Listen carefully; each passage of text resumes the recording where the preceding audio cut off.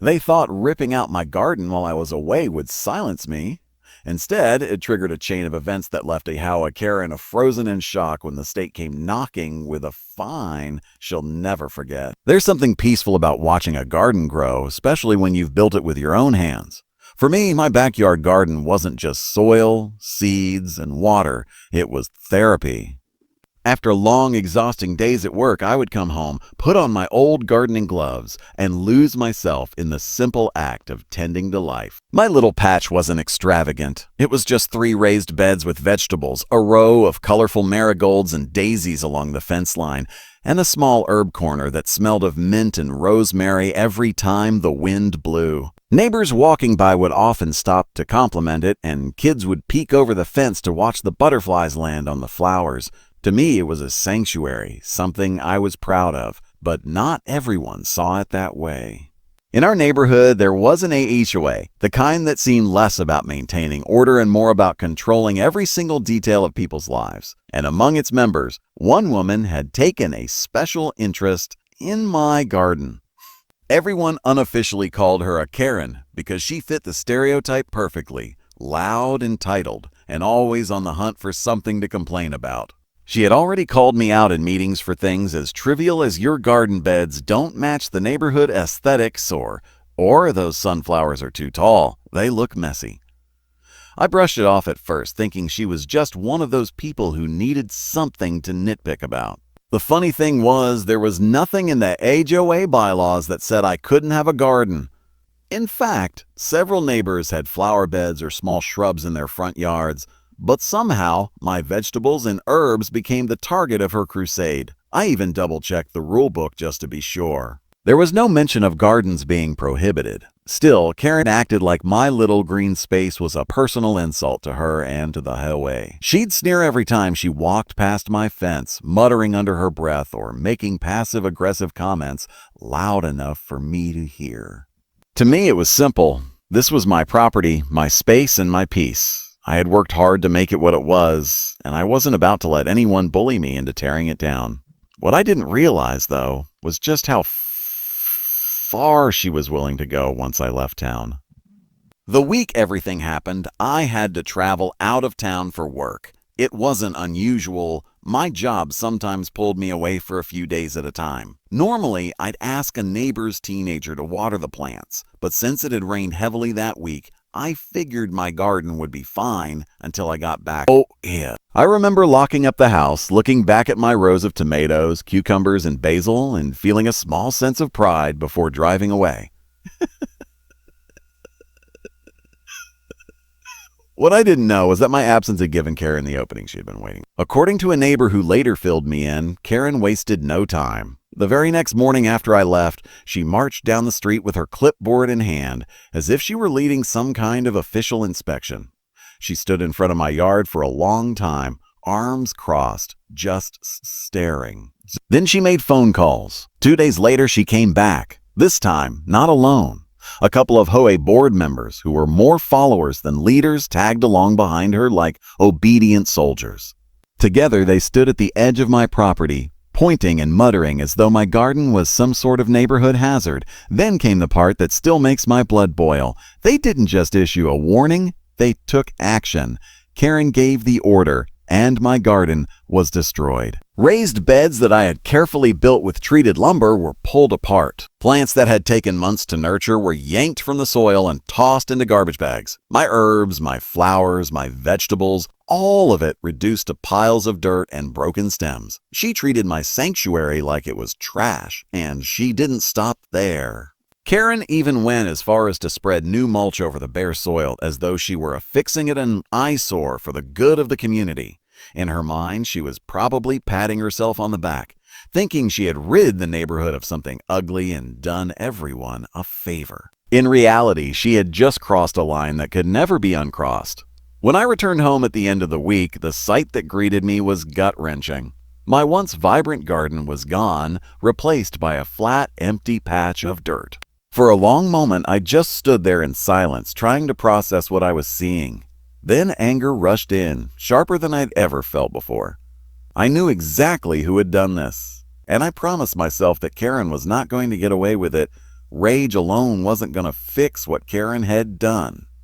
Standing in the wreckage of my garden, I felt the urge to storm down the street and confront her, but deep down I knew that's exactly what she wanted. If I exploded in public, she would twist the story, claim I was unstable, and use it to justify her actions. No, if Karen wanted a fight, I was going to give her one, but on my terms, and that meant gathering evidence. The first thing I did was check my home security cameras. I had installed a couple of them for basic safety, never expecting they would one day capture my neighbor committing what amounted to property vandalism. As I scrolled through the footage, my heart pounded faster with every second. There she was, Karen, striding up to my yard with that self-righteous look plastered on her face, clipboard in hand like she was the sheriff of the neighborhood. I watched as she pointed at my garden beds, giving orders while two HOA board members hesitated nervously beside her. Then came the moment that sealed everything. The camera caught them ripping out my plants, dragging the wooden frames of the raised beds, and tossing everything into black trash bags. Karen even leaned down at one point, hands on her hips, surveying the damage like a general proud of her battlefield victory. I paused the video, took screenshots, and saved multiple clips. Each file felt like a weapon I was loading into my arsenal. But I didn't stop there. I took detailed photos of the aftermath, the upturned soil, broken pieces of wood, and a pile of discarded plants shoved into the corner. I measured the beds, wrote down the damages, and collected receipts from when I had originally built the garden. My goal wasn't just to prove that they had trespassed. I wanted to prove the financial and personal loss they had caused. Then, as I was researching online, I stumbled across something that made my jaw drop. My property was registered as a certified pollinator habitat under a state program that encouraged residents to support bees and butterflies. It had taken me months to get that certification, and Karen had destroyed it in one afternoon. That wasn't just a neighborly dispute. It was a violation of environmental protection laws. By the time I was done organizing the evidence, I didn't feel helpless anymore. I felt powerful. Karen thought she had silenced me by tearing out my garden. She had no idea that her arrogance had been caught on camera, documented, and now armed with the weight of the law, armed with my evidence, I knew marching into the next HOA meeting to scream at Karen would be useless. She thrived on confrontation, and the board usually backed her out of fear of her relentless nagging. So instead, I decided to go above her, way above her. I filed a formal complaint with the city's zoning and environmental department. I included everything: the video clips, the screenshots, the photos of my destroyed beds, and even the certification paperwork showing my garden was an officially recognized pollinator habitat. To my surprise, I got a call back within just a few days. The official on the other end of the line didn't sound amused at all. In fact, the moment I mentioned the words "a certified habitat destroyed," their tone shifted from routine to serious. They asked me to send all the evidence immediately for review. A week later, an inspector came to my property. He walked the yard carefully, taking his own photos, jotting down notes, and shaking his head as he examined the piles of broken wood and leftover soil. "This isn't just a neighborly dispute," he said firmly. "This is destruction of protected property. Whoever did this is in a lot of trouble." I could almost hear Karen's shrill voice in my mind, arguing with him, and it made me smile. The city didn't waste time. A formal investigation was opened, and soon after, letters were mailed to both the HOA board and Karen herself. They weren't friendly reminders. They were legal notices printed on official letterhead, citing the sections of state law that had been violated. The language was clear: penalties, fines, and possible civil liability. I didn't have to lift a finger. The law was doing the work for me. Word spread quickly around the neighborhood once the inspector's car had been seen parked in front of my house. Neighbors started whispering, and suddenly, people who had always been too scared to speak against Karen began to approach me. They admitted they had been bullied too, fined for trivial infractions, harassed for minor landscaping choices, even threatened with liens for things that weren't in the bylaws. My case had lit a fire, and others were quietly cheering me on. For once, Karen wasn't the one holding the clipboard. She was the one being written up, and not by an annoyed neighbor, but by the state itself. And the best part? I hadn't even confronted her yet.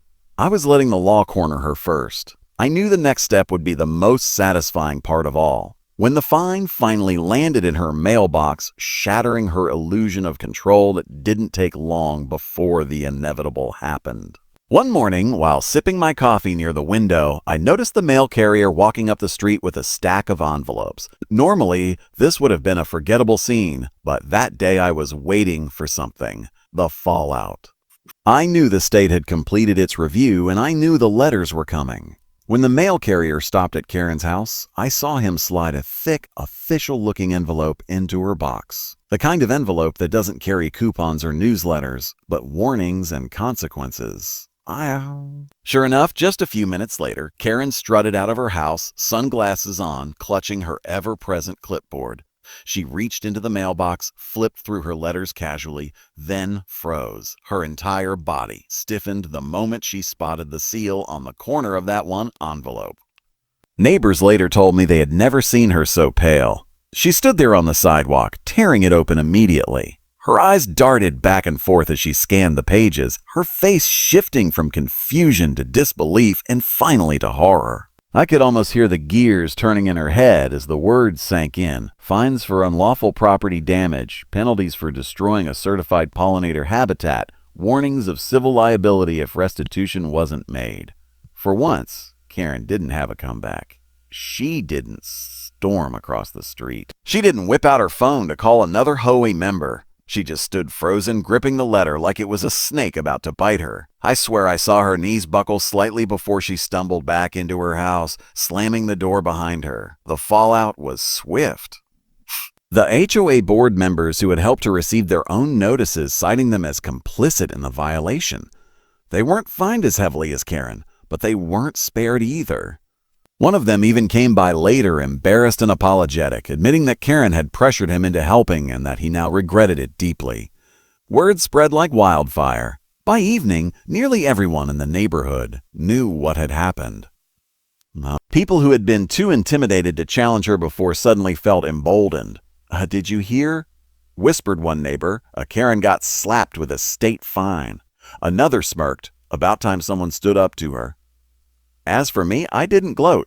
I didn't need to. Watching Karen crumble under the weight of her own arrogance was satisfaction enough. She had played judge, jury, and executioner with my garden. But now the real judge had spoken, and it came with a fine she would never forget. After the fine hit, everything about the neighborhood shifted. For years, Karen had carried herself like she owned the entire block, barking orders at board meetings, patrolling the streets with her clipboard, and handing out warnings like candy. But suddenly she was silent. Gone were the daily power walks where she'd stop in front of houses to inspect lawns.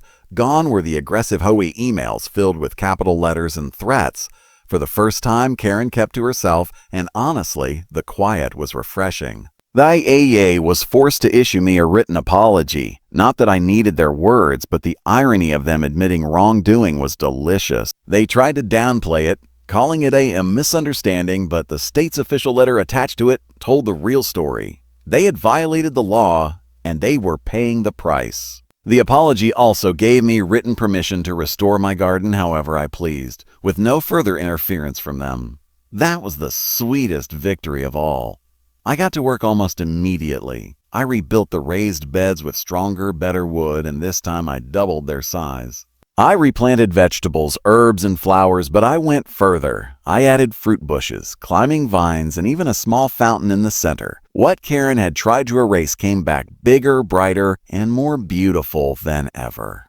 Neighbors came by to admire it, some even bringing me seeds or cuttings from their own yards to contribute. My once modest garden became a centerpiece for the community, a quiet rebellion against the petty tyranny we had all endured. The best part?